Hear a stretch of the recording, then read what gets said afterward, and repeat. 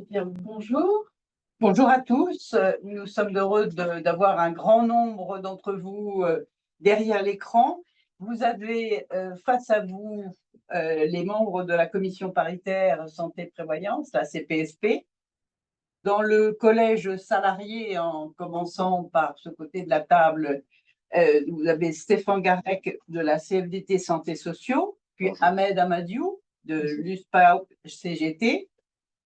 Pour le collège employeur, moi-même, Odile Bordier pour Elisfa, et Manuela Pinto, déléguée générale, Elisfa aussi. Et puis nous avons derrière l'écran Michel Poulet, donc pour FO. Bonjour. Alors, sur le déroulement du webinaire, vous pouvez poser vos questions à travers la petite icône QR questions-réponses qui figure à votre écran normalement. On vous apportera certaines réponses au cours du webinaire et d'autres réponses vous seront apportées après la diffusion du webinaire. Webinaire qui sera mis en ligne sur le site de la branche Alisfa avec la présentation que nous allons vous faire aujourd'hui. Et merci d'éteindre vos caméras et vos micros pour ne pas nuire au bon déroulement du webinaire. Le sommaire de ce webinaire, on commencera par expliquer à quoi sert un régime de prévoyance et de complémentaire santé. On regardera les évolutions du régime de prévoyance, ses garanties, l'évolution des cotisations et les organismes assureurs qui sont recommandés. Et on fera de même pour les évolutions du régime de complémentaire santé. Et on terminera par le haut degré de solidarité, HDS. Donc, à quoi sert un régime de prévoyance et santé de branche, Ahmed? Merci, Madame la Présidente. Donc, démarrer par les atouts du régime de prévoyance de branche. Le régime de prévoyance a pour objectif de faire face aux risques de la vie, de compléter les prestations du régime obligatoire de la sécurité sociale, bien évidemment sur des risques lourds, en pensant donc au décès et à l'invalidité. La dimension collective de la branche permet de mutualiser les risques entre tous les salariés. Et bien évidemment, au travers de la dimension de la branche, c'est diminuer les coûts de la protection sociale complémentaire. Les garanties de prévoyance s'adressent à tous, sans exception, sans discrimination de revenus, d'âge ou d'état de santé. Et les contrats de prévoyance sont donc des dispositifs qui viennent compléter ceux portés par la sécurité sociale. Merci Ahmed. Juste un petit point technique parce qu'il semblerait qu'une personne ait manifesté qu'elle n'entendait rien. Est-ce que du côté de l'écran, vous nous confirmez que vous nous entendez bien des participants? Est-ce que… Oui, d'accord. D'accord, très bien. Donc, c'est la personne qui avait un souci qui doit peut-être voir ses réglages audio. Donc, nous avons vu les atouts d'un régime de prévoyance. Passons aux atouts d'un régime frais de santé. Alors, frais de santé, complémentaire santé, mutuelle, on utilise les termes de façon indifférente.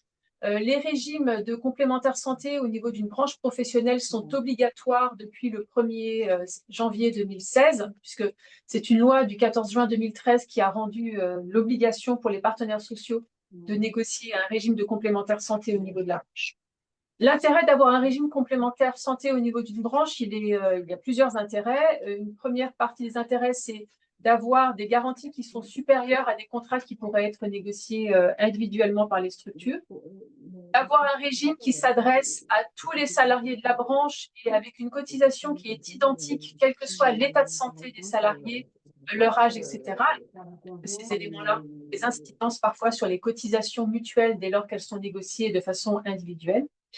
Un pilotage paritaire du régime, c'est-à-dire que ce sont les partenaires sociaux de la branche qui pilotent le régime de complémentaire santé de la branche.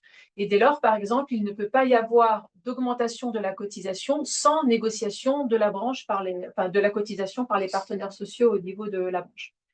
Le fait d'avoir un régime de branche également vous permet de sécuriser votre contrat mutuel, c'est-à-dire que vous êtes certain que le régime respecte bien le cadre légal et réglementaire qui permet d'ouvrir droit à un certain nombre d'exonérations pour les structures de la branche. Voilà sur les atouts d'un régime de complémentaire santé. Manuela l'a expliqué, donc nous avons dû, c'est une obligation légale que tous les 5 ans de revoir ces avenants.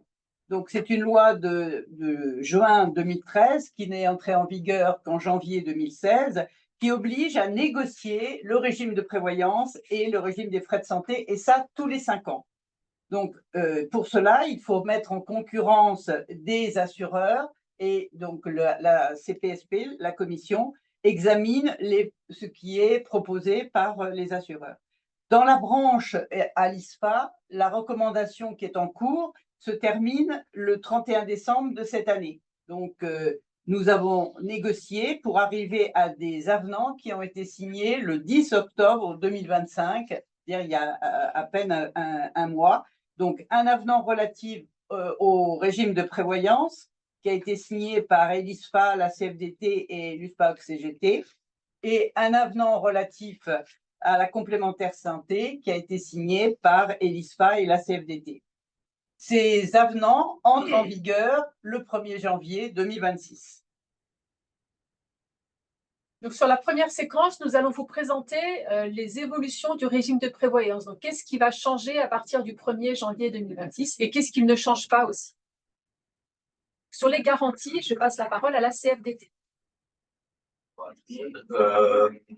Les garanties, vous voyez normalement sur le diaporama qui s'affiche sur votre écran, en fait, en termes de capital d'essai, de rente d'éducation et d'invalidité, les montants que vous percevrez ne changent pas par rapport aux garanties actuelles dans la nouvelle recommandation.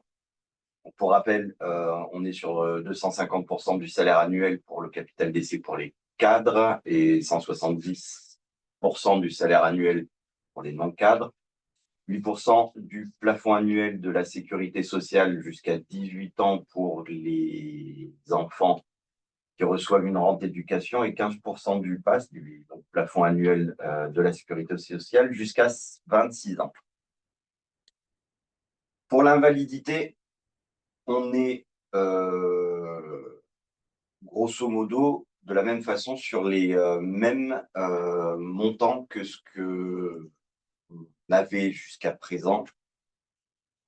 Le focus, et on va vite passer finalement à la slide suivante, c'est un rappel qui est assez important à faire, c'est que pour le capital d'essai, il faudra dès le 1er janvier 2026 que les personnes qui sont sous contrat donc de régime de prévoyance complémentaire avec le régime de recommandation de notre branche devront renouveler la désignation de leur ou de leur au singulier au pluriel bénéficiaire pour ce capital d'essai puisque le régime est renouvelé. Il faut donc à nouveau renouveler aussi la désignation des bénéficiaires de ce capital d'essai. Voilà. Je vais évoquer avec vous l'évolution de la garantie incapacité, parce que c'est là qu'il y a une modification dans la façon de procéder. Jusqu'à présent, au 91e jour d'arrêt, l'assureur vous versait 73% du salaire brut de référence, et avec une déduction des indemnités journalières de la sécurité sociale. Et cela amenait souvent des délais de traitement. Maintenant, c'est 75% du salaire brut, déduction faite des indemnités journalières brutes également. Donc, ça va simplifier le calcul. Cette modification ne change pas dans la très grande majorité des cas, ne change pas ce qui sera perçu par le salarié, mais ça apporte plus de cohérence dans le calcul, et c'est vraiment une simplification administrative pour les employeurs qui gèrent ces arrêts. En ce qui concerne les cotisations, elles sont, vous les voyez à l'écran, donc elles passent pour un salarié non cadre à 1,58% du salaire brut pour les tranches 1 et 2, et pour un cadre à 2,34 du salaire brut pour la tranche 1 et 3,53 pour la tranche 2. On rappelle, la tranche 1, c'est le plafond mensuel de la sécurité sociale qui, on connaît maintenant son évolution, donc qui passe de 3 925 à 4 005 €. Voilà, donc on vous a expliqué les évolutions. Vous voyez que le régime change peu, mais malgré tout, les cotisations augmentent. Donc la question légitime, c'est de savoir pourquoi est-ce que les cotisations augmentent à garantie quasiment identique.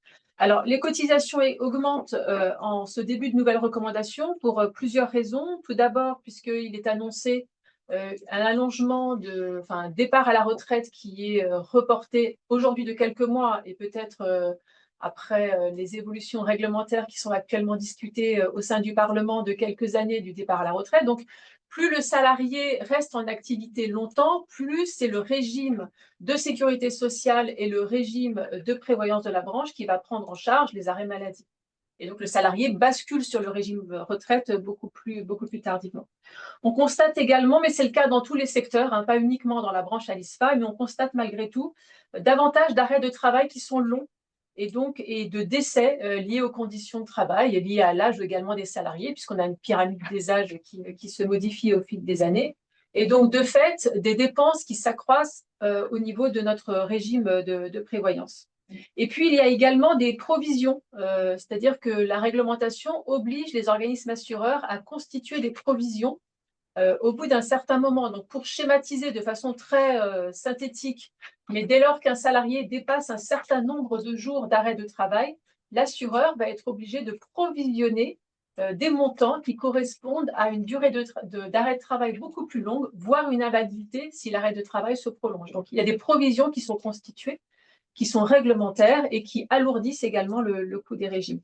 Voilà globalement les raisons qui expliquent que les cotisations évolueront à la hausse au 1er janvier 2026, malgré un niveau de garantie qui reste quasiment à l'identique.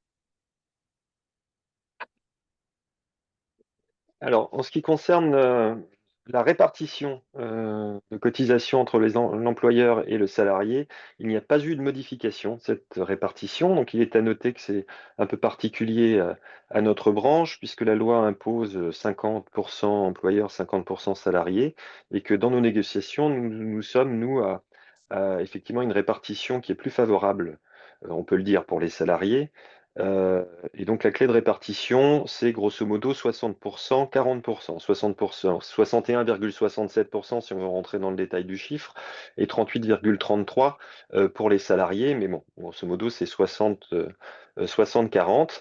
Voilà, et donc ça c'est la même répartition pour les deux tranches en ce qui concerne les salariés non cadres. Et la particularité pour les salariés cadres, c'est que la cotisation est supportée exclusivement par l'employeur. Voilà, donc c'est 100% de ce montant qui est supporté par l'employeur. Et sauf, alors pour la tranche 1 et pour la tranche 2, on est à grosso modo 70-30 pour l'employeur, 70% employeur, 30% pour le salarié. Voilà pour les répartitions de la cotisation. Merci. Alors, donc, avant de passer, on va poursuivre sur le régime de prévoyance avec les organismes recommandés en matière de prévoyance. Pour faire simple, ils sont affichés à l'écran. Les organismes assureurs qui sont recommandés pour le régime de prévoyance dans la branche ALISPA, ce sont donc alphabétiquement Aesio, AG2R, Apicil et Mutex. L'OCIR, quant à lui, sera en charge du capital d'essai et de la rente éducation, car c'est sa spécialité, et le gérera quel que soit l'assureur avec lequel vous aurez contracté à votre niveau. Pourquoi choisir un organisme recommandé en prévoyance?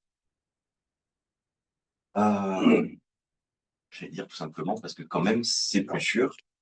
Mais vous voyez qu'on vous a listé une série d'argumentaires, que ce soit pour l'employeur, pour les salariés, ce que la branche professionnelle peut y voir comme intérêt. Ce sont des intérêts qui se font sentir à votre niveau aussi. le fait d'avoir une stabilité financière plus grande pour le régime parce que les volumes de cotisation et de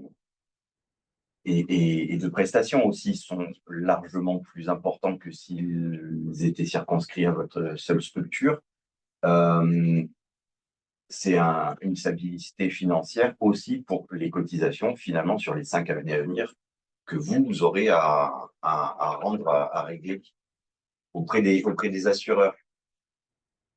Vous pouvez être assuré d'une transparence des fonds, puisque ce sont vos représentants, tant côté employeur que côté salarié, qui pilotent justement ces fonds au niveau du régime mutualisé de la branche.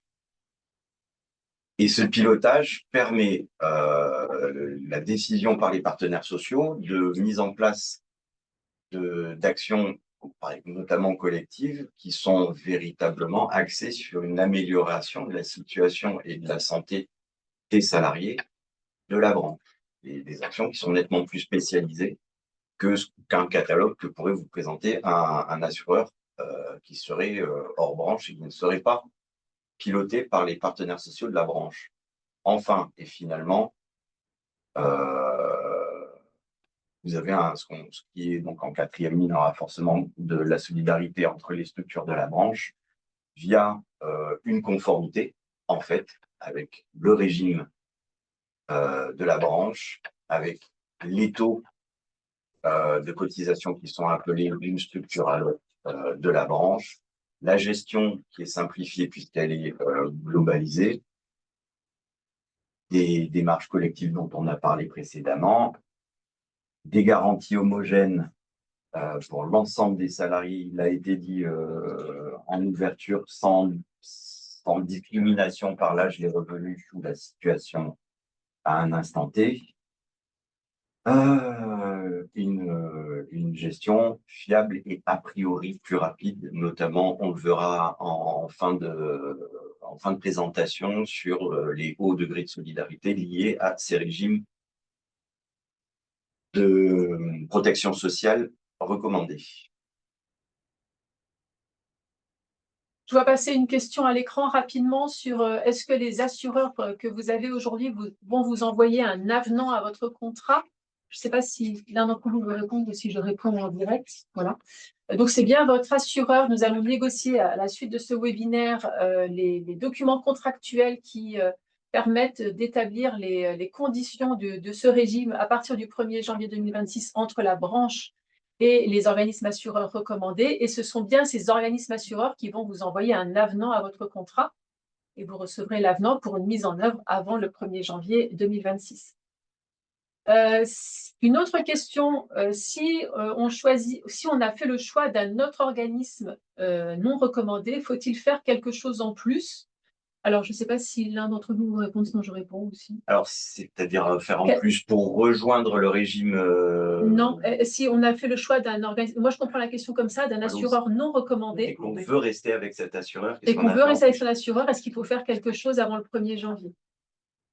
Juste préciser la question, peut-être. Moi, je pense que c'est ça. En tout cas, je l'ai lu comme ça. Je ne sais pas si la personne qui a posé la question peut confirmer que j'ai la bonne lecture. Est-ce que si on a fait le choix d'un assureur non recommandé, ce qui est en prévoyance, c'est quand même assez risqué, hein, je ferme la parenthèse, mais c'est quand même en prévoyance assez risqué.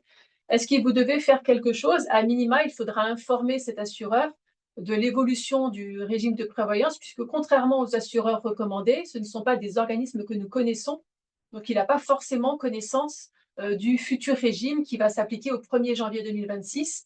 Il faudra bien qu'il ait connaissance de ce nouveau régime et que vous contrôliez que les bons niveaux de garantie et de cotisation soient appliqués également. Voilà.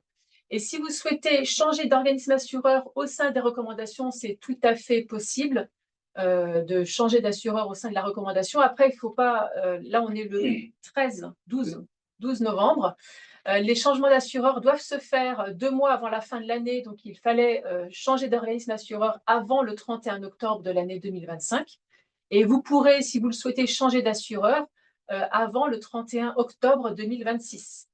Voilà, donc là, vous n'êtes plus dans le cadre réglementaire de pouvoir changer d'assureur pour le régime mis en place au 1er janvier 2026, puisque le cadre réglementaire, c'est vraiment de faire ces changements avant le 31 octobre de l'année. Voilà, enfin, ou le 31 octobre au plus tard. Voilà pour les quelques questions. On répondra à toutes les questions, hein, ne vous inquiétez pas, je vois défiler d'autres questions, mais on n'aura pas le temps de répondre à toutes les questions qui sont posées en séance. Vous aurez une réponse à la suite du webinaire. On a fini sur la partie évolution des régimes de prévoyance. Vous avez vu avec peu d'évolution, si ce n'est sur la garantie incapacité et puis les cotisations. Et puis maintenant, nous passons aux évolutions du régime de complémentaire santé. Alors, sur les évolutions de la complémentaire santé, les options ne sont pas modifiées à l'exception de la garantie optique. Le choix a été fait de diminuer, de laisser à prendre en charge le 100% santé, qui permet de garantir un accès à des équipements optiques de qualité sans reste à charge. Ce qui est aussi fait, c'est la grille optique qui est ajustée pour que les verres les plus techniques puissent être bien couverts. Donc, avec cette évolution, qui est la seule évolution du régime de complémentaire santé, on permet aux personnes couvertes de continuer à avoir une bonne solution santé, mais en même temps, de maîtriser un peu le coût de l'optique qui de temps en temps mène à une surconsommation que l'on connaît bien. Surconsommation qui a pu amener à un certain moment à ce que les assureurs nous présentent un état de santé du régime complémentaire santé qui pouvait être préoccupant. On reviendra plus tard sur les raisons pour lesquelles vos cotisations, vous le voyez à l'écran, vont augmenter. Sur le régime complémentaire minimal obligatoire, le régime de base, en fait, vous voyez que passe de 1,57% du plafond mensuel de la sécurité sociale à 1,60.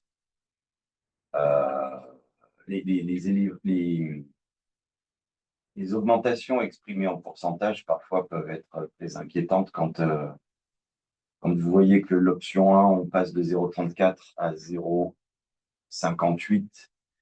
On commence à avoir des sueurs froides. Il faut voir quand même le petit tableau sur la droite de l'écran où vous voyez quand tout est pour tout, sur le régime de base, l'augmentation de la cotisation va représenter modo 2,50 €. C'est une baguette en moins, mais ça n'est que de cet ordre-là pour finir. Donc oui, le coût de la complémentaire santé augmente. Il faut bien voir, c'est qu'il y a essentiellement des remboursements qui s'amenuisent, enfin les remboursements par la sécurité sociale qui s'amenuisent pour des actes qui sont de toute façon des actes de santé dont on ne peut pas se priver. Je dis nous, vous et moi. Donc, de plus en plus de médicaments, d'actes de soins sont moins ou plus du tout remboursés par la sécurité sociale. Les complémentaires doivent donc prendre le relais pour assurer nos dépenses, ce qui augmente du coup les dépenses des assureurs et ça se répercute fatalement sur leur demande de hausse de cotisation. Le coût des soins dont je parlais lui-même en soi augmente. Les tarifs des consultations, les prothèses dentaires, les lunettes, l'hospitalisation, d'une manière générale, tous ces coûts augmentent et même cause, même effet, les remboursements versés par les mutuelles suivent cette inflation et on ne peut pas se priver de ces dépenses pour notre santé. Elles se retrouvent dans les hausses de cotisation en complémentaire santé.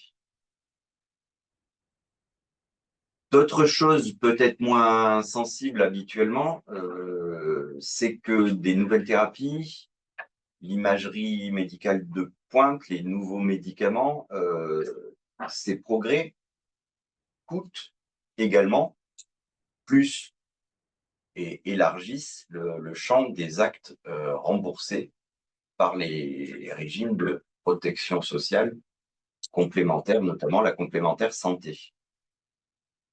Ça se retrouve là aussi sur la cotisation. Et in fine, il a été déjà question de l'évolution de la démographie dans toutes les branches professionnelles et la nôtre aussi. Le vieillissement naturel de nos collègues et donc l'exposition à des risques de santé plus longtemps et plus nombreux plus tard amène des dépenses plus fréquentes et donc des remboursements par les complémentaires santé plus nombreux et donc des hausses de cotisation. Pour assurer au maximum des garanties équivalentes au régime précédent, il nous a été nécessaire de s'entendre sur une hausse raisonnée de ces cotisations. Avant de passer à la suite, réponse à quelques questions. Vous trouverez toutes les garanties. Donc là, il était question de la garantie optique dans les tableaux qui sont joints à l'avenant qui a été signé par les partenaires sociaux et qui a été diffusé par newsletter. Alors, on a signé les avenants le 10 octobre, je pense entre la fin octobre et début novembre, sans que j'ai une date certaine, mais vous avez en annexe de ces avenants, en tout cas sur la complémentaire santé, tous les tableaux de garantie du régime de base, des options, etc. Donc, n'hésitez pas à les consulter pour avoir cette information. Et on n'a pas parlé sur la prévoyance. J'ai vu également une question passer sur les conditions d'ancienneté en matière de prévoyance, n'ont absolument pas bougé. Et donc, il n'y aura pas d'évolution au 1er janvier 2026 en matière de prévoyance sur les questions d'ancienneté, pas plus d'ailleurs que sur la question de la complémentaire santé. Sur la répartition de la cotisation, on est toujours sur la complémentaire santé, pas de modification. Donc, on a toujours une prise en charge de l'employeur à hauteur de 60% et donc 40% pour le salarié. On est bien là sur le régime de base, le régime du salarié. Et une prise en charge par l'employeur de la cotisation enfant à hauteur de 12%. Il faut savoir que la loi oblige l'employeur à prendre en charge 50% de la cotisation pour le salarié. Donc là, en étant à 60%, le régime de branche est plus favorable aux salariés que les simples dispositions légales. Et que sur la prise en charge de la cotisation enfant, la loi n'oblige à rien du tout. Et d'ailleurs, dans le périmètre des branches qui sont proches des nôtres, de l'économie sociale et solidaire notamment, il est rare d'avoir une prise en charge de la cotisation enfant. Donc, nous, en tout cas partenaires sociaux, avons considéré qu'étant dans la branche du lien social et familial, il était important de faire un geste en prévoyant une prise en charge par l'employeur d'une partie de la cotisation enfant pour ce régime de complémentaire santé de branche. Mais pas de modification par rapport aux dispositions actuelles, même si ça a fait l'objet de négociations entre les partenaires sociaux pendant de longues séances, puisque voilà, on n'était pas forcément d'accord au départ sur cette répartition. Et sur les cas de dispense, alors je pense que vous avez tous et toutes en tête ce que sont les cas de dispense qui sont strictement définis par la loi et l'accord de branche. Donc, ce sont les situations dans lesquelles le salarié n'est pas obligé d'adhérer, de rejoindre le régime de complémentaire santé de la branche. Et ces règles sont très strictement définies par la loi. Donc, je ne vais pas vous les lister. Il n'y a pas de changement sur ces cas de dispense tels qu'ils existent aujourd'hui, qui seront les mêmes que ceux qui existeront au 1er janvier 2026. Attention, ces cas de dispense ne sont pas automatiques. Si un salarié entre dans un cas de dispense, il doit demander à l'employeur d'être dispensé. L'employeur ne peut pas, de son fait même, considérer que le salarié qui rentre dans un cas de dispense est dispensé de l'application du régime complémentaire santé de branche. Ça, c'est pas possible. Et puis, attention aussi à bien avoir les justificatifs. Si demain, vous avez un contrôle de l'URSSAF, je ne vais pas vous faire peur, mais malgré tout, soyez alertés sur ce point. Si vous avez un contrôle de l'URSSAF et que vous n'avez pas le justificatif pour un salarié de votre structure sur le fait qu'il peut bien être dispensé d'adhérer au régime de complémentaire santé, ce n'est pas juste pour ce salarié, mais c'est pour tous les salariés de votre structure que vous allez être redressé au niveau des cotisations sociales. Donc, faites bien attention. C'est-à-dire que si vous avez, imaginons, une grosse structure de 30-40 salariés, il suffit qu'il manque un justificatif pour un salarié pour que tout le régime de votre entreprise soit considéré comme non responsable et vous serez redressé sur les cotisations. Donc, il faut vraiment être très, très vigilant sur les cas de dispense, l'application des cas de dispense et les justificatifs fournis par le salarié, qui doit d'ailleurs les fournir chaque année. Voilà, sur ce point d'alerte. Sinon, après, on passe aux organismes recommandés en complémentaire santé. Oui, et puis j'ai oublié de dire, Odile me soufflait à l'oreille. Oui. Ce qui est important aussi sur les cas de dispense, qui sont définis par la loi et notre convention collective, c'est que la vocation de notre régime, c'est de couvrir un maximum de salariés, parce que plus on a de salariés couverts, plus on a une bonne mutualisation de branches, plus on est aussi en capacité de bien négocier avec les organismes assureurs. Vous comprenez bien que si on a un tout petit portefeuille au niveau de la branche en termes de salariés couverts, on est beaucoup moins fort en termes de négociation face aux organismes assureurs recommandés.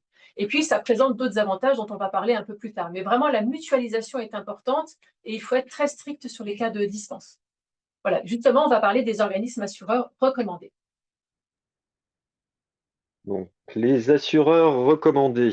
Alors, donc, à l'issue de la procédure d'appel d'offres qui est donc prévue par la loi, la branche a décidé de reconduire les mêmes organismes assureurs. Voilà, ce qui simplifie un petit peu les choses pour les structures aussi. Donc, il s'agit d'Aesio, Apicil, Harmonie Mutuelle et Ossian Matmut.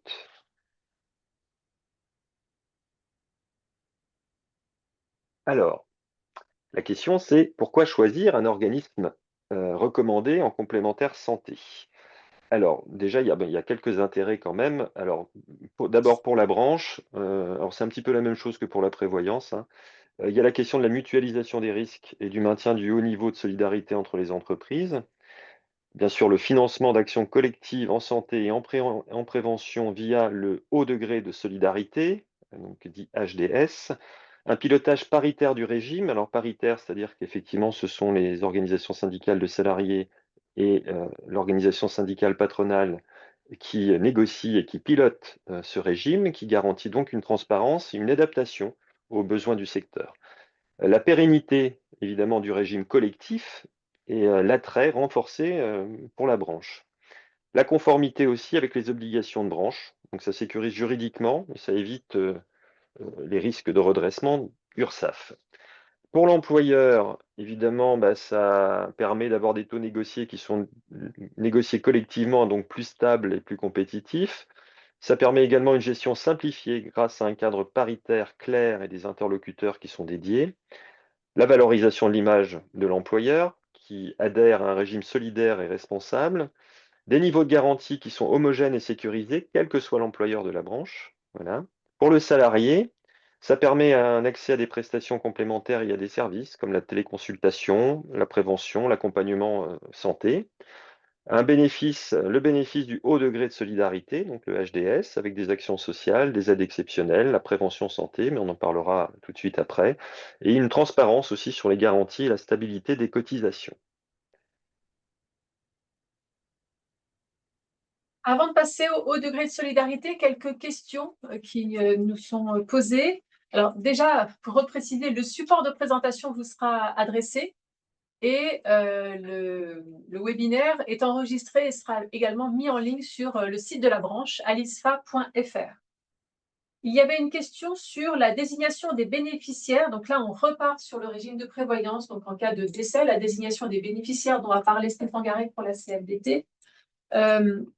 Est-ce que le document sera transmis aux salariés par l'assureur avec le nouveau contrat? Je ne sais pas si Stéphane, tu veux répondre, je réponds. Je ne suis pas posé la question, mais de toute façon, oui. Ça paraît à peu près évident. Oui. Donc, vous aurez bien transmis par les assureurs une demande de désignation des bénéficiaires pour l'ensemble des salariés. Quelle autre modification des contrats de travail pour les évolutions du régime? L'évolution du régime au niveau de la branche n'entraîne pas de modification du contrat de travail. Donc, vous n'avez pas à signer d'avenant, sauf si vous avez écrit dans votre avenant les niveaux de cotisation, et quand bien même, puisque la convention collective évolue, les nouvelles dispositions vont annuler et remplacer les dispositions qui pourraient être écrites dans le contrat, mais normalement, dans les contrats, vous n'avez pas ces précisions-là. La limite d'âge pour la couverture santé pour les enfants, ça peut aller jusqu'à 26 ans si l'enfant poursuit des études. Voilà. Et puis, il y a quelques-uns d'entre vous qui notent aussi des problèmes avec certains organismes assureurs recommandés actuellement. Donc, il est tout à fait possible de contacter la branche à l'adresse qui est sur le site de la branche alisfa.fr. Donc, vous avez une adresse qui est celle de la Commission paritaire santé prévoyance CPSP. Et à travers cette adresse, vous pouvez contacter la branche pour qu'on vous aide à régler ces problèmes-là. Si un des assureurs ne vous répond pas, ne traite pas les dossiers dans les délais. Voilà, parce qu'on va de cette façon-là, grâce au numéro de sécurité sociale, notamment du salarié concerné, pouvoir interpeller l'assureur directement pour que les dossiers soient débloqués et que vous ne soyez pas dans cette situation. Voilà, je crois, pour les questions qu'on avait jusqu'alors. Question-réponse à la fin. Oui, tout à fait. Le haut degré de solidarité est le point suivant. Alors, le HDS, le haut degré de solidarité, il est, vous l'avez compris, lié au régime de prévoyance et au régime de santé, dans ce sens qu'il est financé par une partie de la cotisation prévoyance et de la cotisation santé, c'est-à-dire 2% de ces deux cotisations. C'est vraiment l'incarnation de la solidarité entre tous les salariés. C'est vraiment un principe fondateur du paritarisme. Alors, qu'est-ce que finance le HDS? Il finance des actions qui sont définies par la commission paritaire, des actions de prévention de santé, des actions de soutien à des situations difficiles que peuvent rencontrer les salariés et d'accompagnement. C'est vraiment l'engagement de l'ensemble des partenaires pour une protection améliorée, durable, équitable et collective. Donc, vous avez un QR code qui vous permet de vous retrouver sur le site Alisfa et la page Fonds de solidarité HDS. Alors, le HDS, pendant longtemps, il était un peu inconnu des structures et aussi tous les partenaires de la commission paritaire se sont mobilisés pour que vous le connaissiez mieux, si bien que depuis 2022, on voit petit à petit une augmentation de l'utilisation de ce fonds HDS. Si bien qu'en 2024, c'est 100% de ce qui a été encaissé qui a été décaissé pour aider les salariés en ce qui concerne la prévoyance et 70% en ce qui concerne la santé. Vous voyez, donc, il y a eu 194 actions en matière de prévoyance et 96 en matière de santé. Alors, dans la mesure où les fonds n'étaient pas entièrement utilisés les années précédentes, il y a un peu de réserve, donc n'hésitez pas à utiliser ce fonds de solidarité. Il se déclenche facilement en contactant l'OCIRP et le versement se fait très rapidement en passant par le site de branche. Les aides. Merci. Effectivement, les aides dans le cadre du haut degré de solidarité, elles sont destinées à la fois aux employeurs et à la fois aux salariés. Il est important de préciser que les aides à destination des employeurs sont mises en place dans l'intérêt des salariés sous forme d'outils ou de dispositifs de soutien et d'accompagnement. La dernière négociation donc, des partenaires sociaux a permis de mettre en place des nouvelles aides en direction des salariés. Et la dernière donc, négociation date du 15 octobre 2024. Donc, les aides en direction des salariés sont nombreuses. Donc, on retrouve donc l'aide pour proches aidants qui va jusque 2 000 €, l'aide en direction des salariés en situation de handicap, donc une aide en direction donc, pour les maladies graves, les frais d'obsèques, l'hospitalisation de plus de 3 jours, les difficultés financières, la réparation de véhicules, le soutien scolaire et bien évidemment d'autres aides.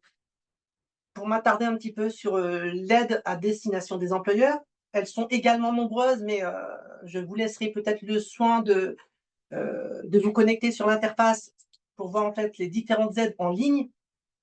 ou via le QR code sur le diaporama de présentation. Et vous allez pouvoir avoir la liste exhaustive des aides qui ont été négociées et validées depuis le 15 octobre 2024.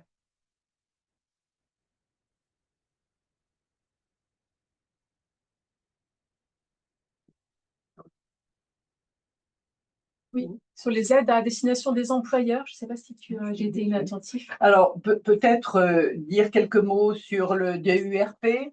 À travers le HDS, vous avez la possibilité d'une prise en charge partielle des frais d'utilisation d'un logiciel de G2P qui vous aide dans la constitution de votre DURP. C'est vraiment un outil facile d'utilisation, très complet et qui est vraiment adapté à notre branche. Donc, on ne peut que vous recommander de vous abonner à G2P et de contacter le CIRC pour avoir le remboursement d'une partie du coût de cet abonnement. Voilà sur la partie du haut degré de solidarité. Nous passons à la séquence autour des questions-réponses. Donc, Clio m'a transmis quelques questions qui passaient dans le volet questions-réponses du webinaire. Comment gérer le refus de la mutuelle par le salarié qui a un contrat individuel qu'il veut conserver? Je ne sais pas si l'un de vous veut répondre ou est-ce que je réponds? Comment un salarié qui refuse d'adhérer à la mutuelle de son employeur, la mutuelle de branche, comment est-ce que l'employeur peut gérer cette situation? Je peux apporter la réponse juridique. Juridiquement, le salarié ne peut pas refuser s'il n'entre pas dans un cas de dispense. Je refais le lien avec ce que j'ai dit tout à l'heure. Attention à ça. S'il y a un salarié qui n'a pas un contrat, qui n'est pas couvert par la mutuelle de votre structure, qui est la mutuelle de la branche, vous prenez un risque de redressement en cas de contrôle des URSSAF, puisque votre régime n'est plus considéré comme un régime responsable et solidaire. Donc, quand bien même le salarié n'est pas d'accord, il peut tout à fait conserver son contrat individuel s'il le souhaite, mais il doit de toute façon, vous devez de toute façon lui faire appliquer le régime de votre structure. L'enfant en apprentissage peut garder la mutuelle des parents. Oui, voilà. Quel risque de rester avec un non recommandé qui prévoit des garanties plus favorables, par exemple en optique?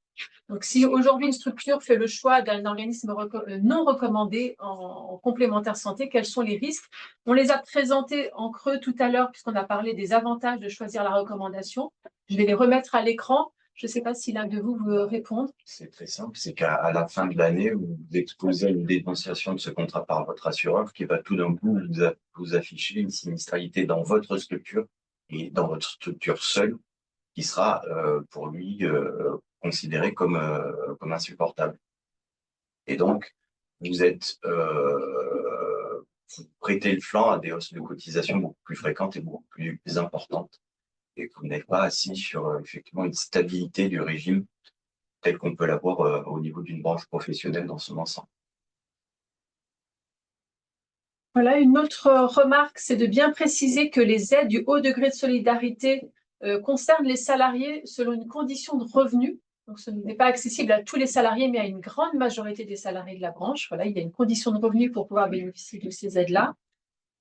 Il y avait une question autour de la situation économique des structures et du fait que les augmentations de cotisation allaient avoir un impact sur la situation économique des structures. Donc, je ne sais pas si, Odile, tu veux répondre là-dessus, puisque les cotisations augmentent, donc forcément, ça va avoir un impact sur le budget de la structure, finalement. On va continuer à intervenir auprès des financeurs, auprès des ministères, auprès de la CAF pour défendre notre position et défendre le souhait qu'il y ait une aide aux structures. Nous allons aussi profiter de la période des municipales pour de manière très importante intervenir auprès des financeurs municipaux pour leur rappeler l'importance des structures de notre branche et l'intérêt qu'ils ont à continuer et à assurer le financement de ces structures. Mais nous continuons à nous battre, mais sans avoir l'assurance, effectivement, de réussir. C'est vraiment, mais soyez sûrs que nous sommes toutes les semaines à rencontrer et à défendre la situation des structures. Si je peux me permettre d'ajouter, on revient sur la réponse qu'on a faite à la question précédente. Ces hausses de cotisation, elles sont existantes avec un système de régime mutualisé en recommandation au niveau de la branche. Elles seraient forcément plus importantes s'il n'y avait pas une solidarité entre les structures de la branche.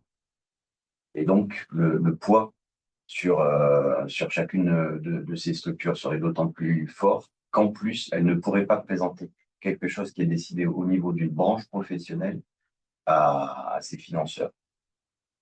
Le dialogue avec les collectivités locales ne se ferait qu'en tête-à-tête, alors que là, vous avez avec vous l'ensemble d'une branche professionnelle qui assure ce niveau de protection sociale à ses salariés. Autre question, les fiches de paramétrage reçues pour 2026 ne tiennent pas compte des évolutions. Pourquoi? C'est à votre, je ne sais pas il s'agit d'éléments des experts comptables, de vos experts comptables ou d'autres prestataires qui travaillent pour votre structure. Il faut leur envoyer les nouveaux avenants pour qu'ils puissent mettre à jour leurs paramètres de façon à avoir des fiches de paramétrage qui sont correctes. Vous trouvez les cas de dispense? Je ne sais pas si l'un d'entre vous veut répondre ou si je réponds. Non, c'est toi la juriste. Les cas de dispense sont dans la convention collective actuellement et je vous ai dit tout à l'heure qu'ils n'avaient pas changé. Donc, ils sont déjà aujourd'hui dans la convention collective et vous les trouverez dans le nouvel avenant également. Donc, ils sont écrits dans le texte. Besoin psychologue pour un salarié, des aides existent-elles? Alors, il existe une ligne téléphonique ouverte 24 heures sur 24, 7 jours sur 7, donc dans le cadre du HDS. Et il est aussi possible de faire une demande particulière, donc en s'adressant, comme pour tous les cas de demande du HDS, à l'OCIRP via le site de branche. Il y a maintenant aussi un dispositif prévu par le ministère de la Santé, je crois bien, j'ai oublié son nom, mais je crois que c'est Mon Soutien Psy, avec un financement de séances de psychologue, je crois que c'est 3 par an. Mon parcours psy. Ou Mon parcours psy, voilà. Ouais. Il y a des dispositions, enfin des séances qui peuvent être financées par la branche, mais il faut aussi pouvoir informer vos salariés de ce qui est financé déjà aujourd'hui par la sécurité sociale. Est-ce qu'il est prévu, je lis la question, un support de communication pour expliquer aux salariés les modifications? Voilà, c'est le support que nous vous avons projeté, qui va être mis en ligne sur le site de la branche. Et on rappelle que le site de la branche, Mon parcours psy, c'est 12 séances de prise en charge. Donc, je n'avais pas le bon nombre de séances, mais voilà, merci. Et c'est l'occasion de rappeler que le site de la branche, il est accessible aux employeurs et aux salariés. Donc, il faut vraiment en faire la promotion auprès de vos salariés parce que sur ce site, ils trouveront toutes ces informations et notamment cette présentation qui explique les changements des régimes et également les avenants qui vont être mis en ligne sur le site de la branche et qui sont déjà dans une newsletter qui a été diffusée fin octobre, début novembre. On va juste regarder s'il y a d'autres questions. Alors, il y en a sans doute plein d'autres auxquelles on n'a pas répondu, mais voir s'il y a des questions qui… Je crois avoir entreaperçu des questions sur la portabilité en cas de retraite. Alors, je ne sais pas si tu veux répondre, Stéphane. En tout cas, on n'a pas de disposition particulière dans la branche sur les questions de portabilité, qu'il s'agisse de portabilité liée à un départ à la retraite ou de portabilité liée à une rupture de contrat de travail. Donc, ce sont les dispositions légales qui s'appliquent, que je ne vais pas vous détailler parce que j'aurais peur de commettre une imprécision. Mais tout ça, c'est des informations que vous trouverez assez facilement puisque ce sont les dispositions légales qui s'appliquent. Alors, indemnité de prévoyance incapacité, 75%, c'est versé au salarié directement ou à l'employeur de verser au salarié. C'est comme aujourd'hui. Donc, il n'y a pas de modification sur le processus de versement des indemnités complémentaires. On parle pas là des indemnités journalières de la sécurité sociale, mais bien du complément. Ouais. La garantie, incapacité, invalidité, c'est bien effectivement sur le versement que reçoit le salarié et sur, on va dire, le remboursement qui est calculé pour l'employeur. Et là, j'ai embrouillé tout le monde. Je vérifie s'il y a d'autres questions dans le chat rapidement. Non, pas d'autres questions.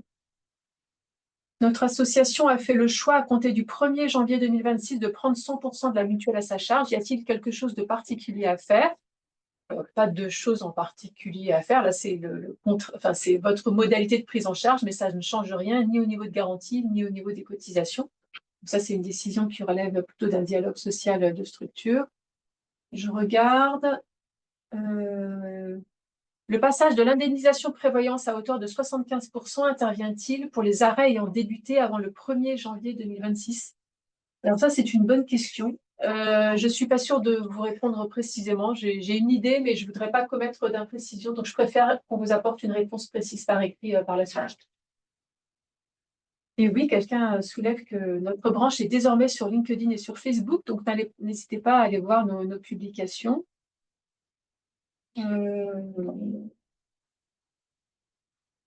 Alors, j'avais une question. Nous avons des taux pour la prévoyance bien plus hauts que ceux définis, choix antérieur de notre association, et notre organisme ne veut pas les baisser.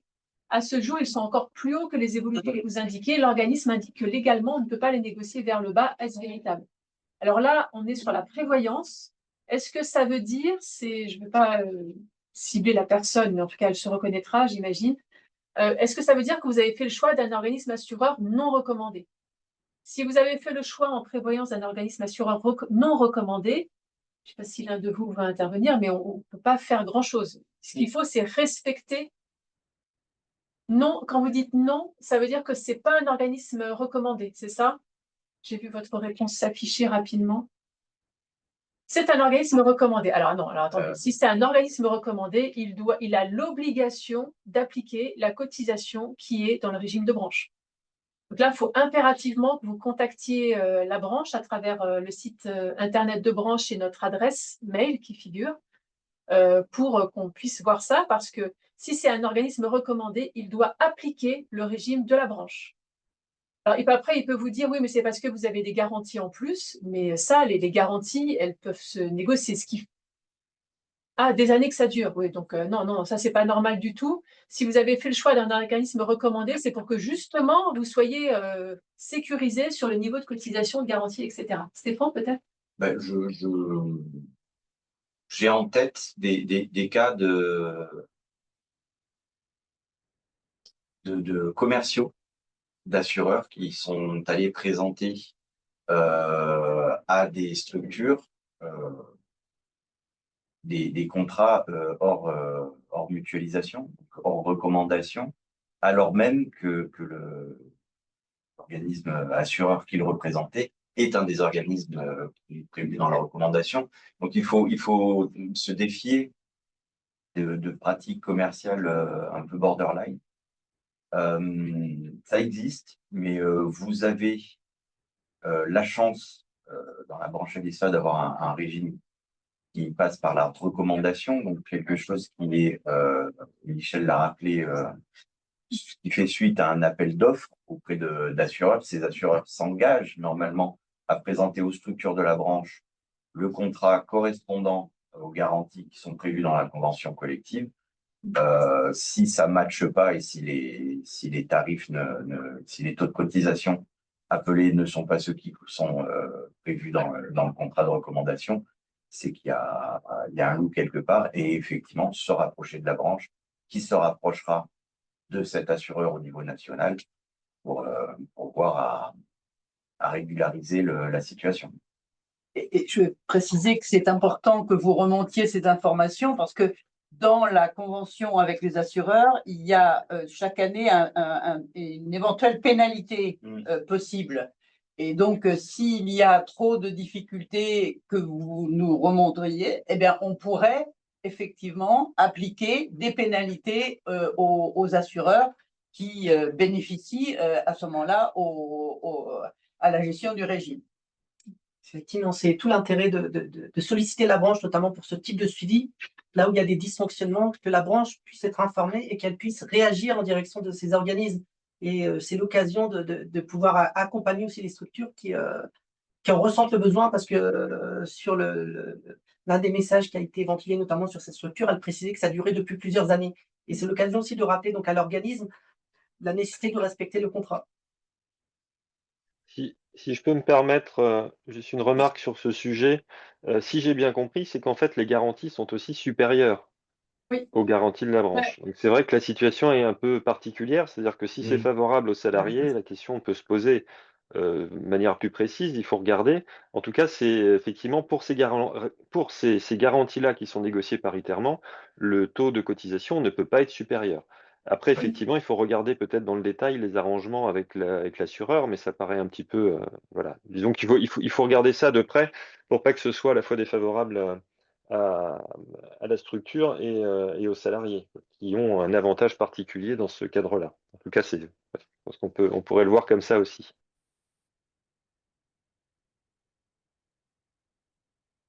Oui, il y a une question sur les comptes annuels des assureurs.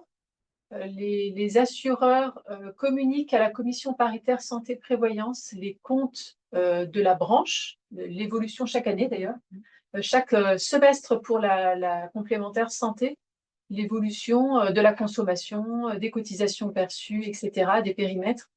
Donc, ce sont des informations qui permettent aux partenaires sociaux de piloter les deux régimes d'ailleurs, de faire des ajustements si besoin, s'il y a une garantie qui dérape. Voilà, ça nous permet de faire évoluer le régime si besoin. Connaître les besoins. Oui, tout à fait.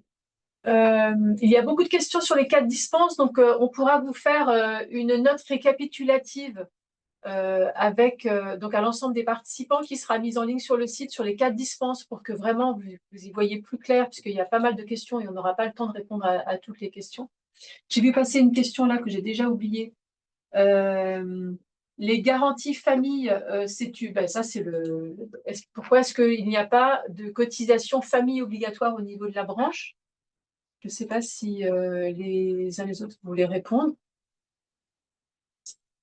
Ça relève de la négociation. Hein. Si on prend une cotisation famille obligatoire, ça va être plus coûteux pour tout le monde, y compris les salariés qui n'ont pas d'enfants ou de conjoints. C'est une question de coût. Hein. Très honnêtement, côté collège employeur, en tout cas, c'est vraiment une question de financement. La cotisation famille entraînerait une augmentation vraiment des coûts. Et vraiment, cette année, on a plus que jamais, on a été très, très attentif aux implications économiques des mesures qui pourraient être prises dans ces avenants. Et c'est pour ça qu'il y a très peu de modifications. On avait bien, je crois tous, imaginé pouvoir faire des améliorations, mais déjà avec les augmentations prévues par les assureurs, par les modifications du régime de la sécurité sociale ou de la démographie, il y avait déjà, on était sûr, une augmentation. C'est ce qui a fait que ça a modifié notre approche pour s'assurer que tant du point de vue salarié que du point de vue employeur, on minimise l'augmentation qui était inéluctable. Sur la note, sur les cas de dispense, on aura une attention sur les cas Alsace-Moselle, donc là-dessus, il n'y a aucun problème. Répartition des taux de prévoyance, capital d'essai, invalidité, tout ça, c'est dans le tableau qu'on a projeté tout à l'heure. Donc, vous l'aurez dans le support. Voilà. Et il y avait une question plutôt une remarque de l'un d'entre vous qui dit qu'il est peu satisfait, il ou elle, pardon, hein, peu satisfait du niveau des garanties sur la complémentaire santé, il me semble, comment communiquer auprès des salariés, sachant que les taux augmentent et les remboursements de plus en plus faibles? Quels argumentaires? Alors, sur les taux de remboursement de plus en plus faibles, moi, je serais assez intéressée de voir à quoi vous pouvez les comparer et si il y a vraiment une comparaison qui est tout à fait objective entre les garanties qui sont proposées par la branche et d'autres niveaux de garantie à cotisation identiques. Donc, c'est pas une… ça, voilà, on pourrait en échanger. Optique, hospitalisation dentaire. Si vous avez parmi vous un spécialiste du régime du complémentaire santé, mais nos niveaux de garantie sont de bons niveaux. Ce sont des garanties, on a fait la comparaison avec d'autres branches, on est vraiment sur des garanties de bon niveau. Alors c'est sûr que dans des entreprises qui ont des moyens beaucoup plus importants que les nôtres, les mutuelles sont beaucoup plus avantageuses, mais au regard de notre situation et du périmètre de notre branche, on a un niveau de mutuelle qui est vraiment, encore une fois, de bon niveau avec une cotisation qui reste maîtrisée. Ce qui est sûr, c'est que ces remboursements sur ces garanties-là ne pèsent pas, puisque ce sont justement les remboursements de la sécurité sociale qui, eux, baissent. Ceux de la complémentaire, on peut le déplorer, mais on pense. C'est pour ça que les cotisations augmentent. Le ratio augmentation de la cotisation, absence d'augmentation du remboursement, je veux bien le voir. Et ça veut dire que le remboursement, lui, demeure. Réponse à une question qu'on a vu passer, le support et le webinaire seront sur le site de la branche alisfa.fr. Si vous n'êtes pas encore allé voir le site de branche, vraiment, allez le voir et parlez-en à vos salariés également, à l'équipe, de façon à ce que l'information, toutes les informations soient diffusées de la meilleure façon, le plus largement possible. Et les réseaux sociaux. Et les réseaux sociaux maintenant, effectivement, sur LinkedIn et Facebook. Donc, les démarches, alors je vous propose de prendre encore peut-être 2 ou 3 questions. Les démarches pour le HDS, est-ce que l'un d'entre vous expliquait, un salarié par exemple ou un employeur qui voudrait actionner le haut degré de solidarité, le HDS, comment faire pratiquement? Alors, il faut contacter l'OCIRP à travers le site de branche. La réponse de l'OCIRP va demander la communication d'un certain nombre d'éléments en fonction du type de demande qui est faite. La réponse de l'OCIRP est très rapide, donc vraiment les cas de solidarité exceptionnelle ont toujours une réponse très très rapide, à condition bien sûr que l'on envoie tous les justificatifs qui sont nécessaires à l'étude du cas. Mais ça peut se faire en moins d'une semaine, les choses l'aide peut arriver auprès des salariés. J'avais une réponse même encore plus synthétique. En allant sur le site alisfa.fr, vous avez sur l'onglet réservé au degré de solidarité le moyen de contacter directement le gestionnaire des hauts degrés de solidarité.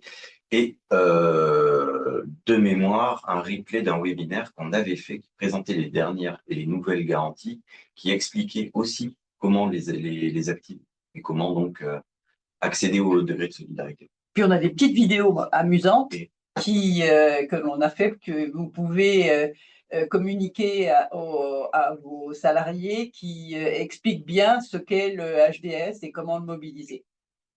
Les mémoires sont sur la page Facebook et sur le site internet de branche. Le remboursement se fait toujours sur la base CPAM, c'est toujours le cas. Donc oui, de toute façon, on ne peut pas faire différemment.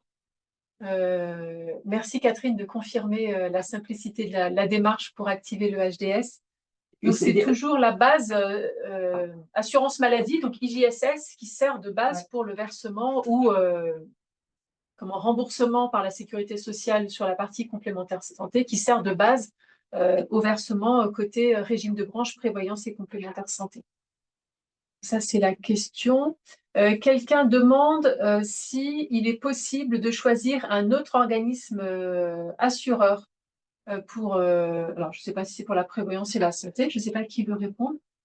Moi, oui, c'est pas impossible, mais c'est pas l'objet de ce webinaire. Et de toute façon, c'est trop tard pour cette année. Et c'est trop tard de toute façon. Ça ne pourrait se faire que l'année prochaine, avant le 31 octobre. D'ici là, vous aurez le temps de voir que ce n'est pas l'intérêt. Juridiquement, c'est possible. Voilà, je ne vois pas d'autres questions. Alors, encore une fois, on n'aura pas répondu à tout le monde, parce que là, il y a une question qui est très, très longue, mais je pense qu'on n'aura pas le temps de la traiter en direct. Je vérifie juste. Je peux juste intervenir sur sur la question d'avant, juste pour préciser. Effectivement, juridiquement, on peut choisir un autre assureur que les assureurs recommandés, mais je pense on a dans ce webinaire donné on va dire quelques pistes, quelques arguments pour justement ceux qui sont recommandés. Il y en a quand même un qui, à mon avis, pèse beaucoup, c'est qu'on a accès beaucoup plus facilement aussi à des interlocuteurs dans ces organismes assureurs pour régler un certain nombre de problèmes.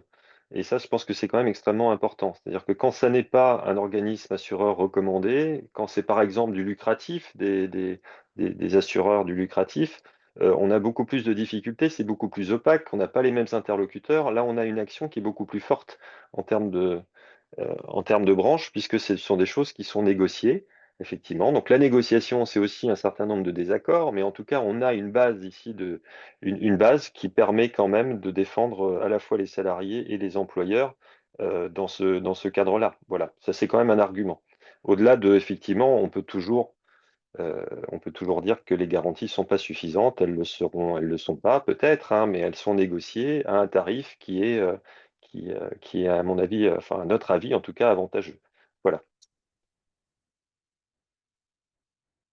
Voilà, Parce que pour appuyer ce que Michel vient de dire, tout seul on va plus vite, mais ensemble on va plus loin. Quand vous négociez un contrat hors recommandation, vous négociez peut-être avec un courtier ou un commercial d'un organisme assureur, vous savez peut-être qui vous avez en face de vous, mais quand c'est quelque chose qui rentre dans le cadre de la recommandation, c'est un régime, c'est des garanties qui ont été, comme le disait Michel, négociées par les partenaires sociaux avec les responsables des contrats au niveau national chez ces assureurs, ces mutuelles, pour certaines en plus sont paritaires. beaucoup de remarques de votre part sur une absence de contact de certains organismes assureurs recommandés. Donc, on va redire ce qu'on a dit tout à l'heure, à savoir que vous pouvez contacter la branche en cas de difficulté, c'est-à-dire retard de traitement de dossier, interlocuteur qui ne répond pas, puisque contractuellement, les assureurs recommandés s'engagent sur des délais de traitement, notamment, et sont pénalisés dans le cadre de leurs frais de gestion s'ils ne remplissent pas leur part contractuelle du contrat, c'est-à-dire justement ne respectent pas les délais, etc. Donc, sachez que la branche, c'est un interlocuteur également pour ces sujets-là. Si vous avez une difficulté avec un organisme assureur recommandé, il faut impérativement écrire à l'adresse de la CPSP qui est sur le site de la branche pour dire quelle est la situation en particulier, indiquer le numéro de sécurité sociale, le nom de votre structure, le numéro de votre contrat, le nom de votre assureur. Et avec ces éléments-là, on va pouvoir aller voir les assureurs directement pour régler la situation. On l'a déjà eu fait pour des situations, depuis, on le fait régulièrement. Et généralement, en quelques jours, des situations qui parfois traînaient depuis des mois sont réglées. Donc vraiment, on est également là pour ça, pour vous aider à avoir une gestion beaucoup plus suivie par les organismes assureurs recommandés. En revanche, si l'assureur n'est pas recommandé, là, on ne le connaît pas, on n'a pas de contact avec eux, donc c'est pas possible. Alors, sur la cotisation enfant, pardon, je vois encore, il y a beaucoup de questions. Et la question, c'est la prise en charge de l'employeur pour la cotisation est de 12% du premier au deuxième enfant au lieu de 10%. Ça, c'est une question. Est-ce que l'un de vous veut répondre ou sinon je réponds? Moi, je peux répondre. Effectivement, donc le taux de prise en charge donc depuis 2 ans est de 12%. Il n'a pas baissé et donc c'est ce qui a été donc négocié dans le cadre de cette instance paritaire. Et il est toujours à 12% de prise en charge. Il est effectivement à 12% depuis, tu viens de le dire, 2 ans. Donc voilà, premier, deuxième enfant, et après c'est gratuit à partir du troisième enfant, donc il n'y a pas de différence sur la prise en charge de l'employeur.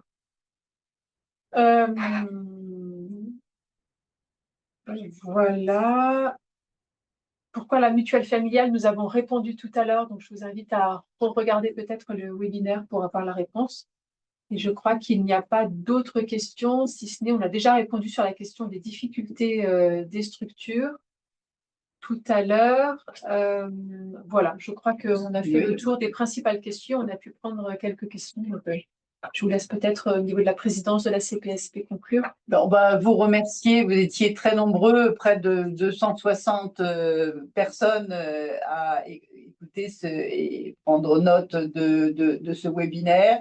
Donc, on vous redit, on est à votre disposition CPSP pour prendre connaissance des difficultés que vous pouvez avoir et intervenir en votre nom.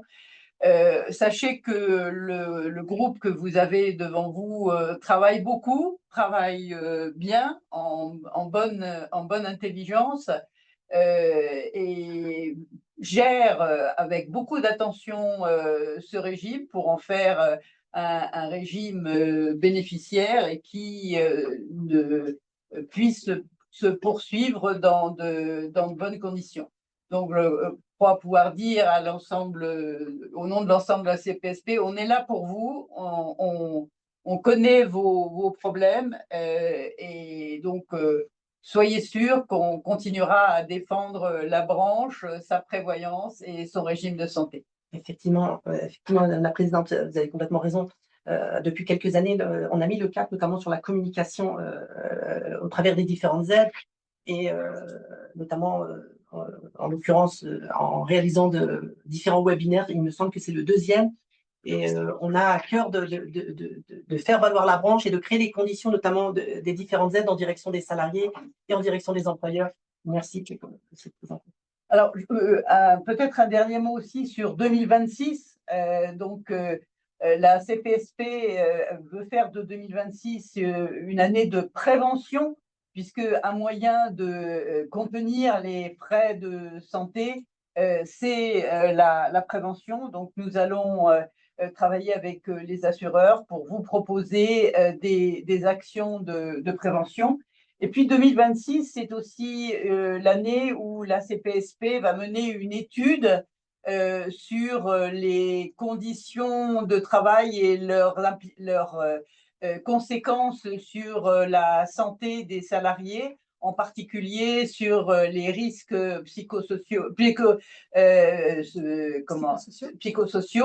Il est possible que vous soyez contacté au nom de la branche pour répondre à une enquête qui permettra d'alimenter ce projet.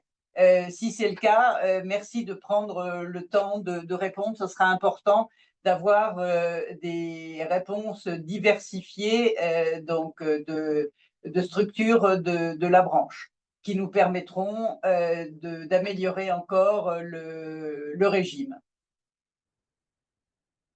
Merci. Merci. Et Merci pour tous ces merci. à bientôt. Bientôt.